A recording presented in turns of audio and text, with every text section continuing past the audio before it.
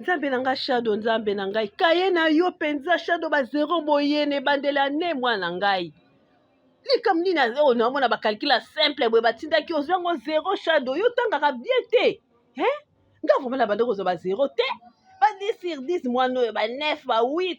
yo penza ba zero moyene bandela ne ozwa te classe kaye na yo oyo eza na esthétique te ebandi ba zero boye vraimen mwana ngai bongisa nanu zuvo komata mayele boye moyen eza te oyo eza déjà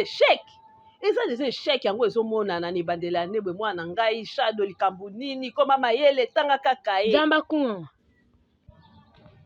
nzamba kumba wana likambo nini yo na ba zero oyo na kati ya kaye ba zero boye na soni oyo ozopesa ngai nzamba kumba na likambo nini natina kokuna na ekolo ke esala babuzoba baventure oyo esanga nzamba kumbama nzamba kumba na likambo nini Shadow keba na yo na ba zero o mwana keba nazobendo matoi keba nayebisi bamasa na nga nyonso ke mama na kosalela nga devoir mama na azala mayele makasi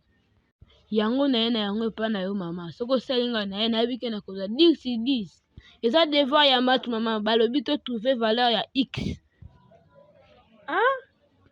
oyo nde devoir batindi yo neti nazomona be te Shadow yo komaka bien te bakomi nini eza calcul eza nini problème to mathématique oyo bakomi batindi bino awa eza nini batindi yo Shadow badivision oyo na mwana neti nga na kokoka te tala Shadow zwa kaye na yo kende opesa ndoko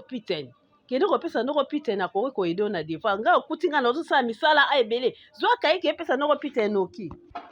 mama salelanga ngo kasi yo nakabandaki kozwa ba 10 sur 10 salelanga nazwa etambwe oyo nazomona makambo batindi yo na kaye oyo eza bavaleur ya ba x oyo eza ya humanité biso tosala yango na humanité yo eza na 6e primaire ndenge bazotindi makambo boye oyo eza makambo makasi mais setama ndeni makambo akotinda bino yango Shadow makambo makasi boye kende mpa ndoko piten kende kimambango mpa ndoko piten na aide yo vraiment na devoir oyo mama mado mama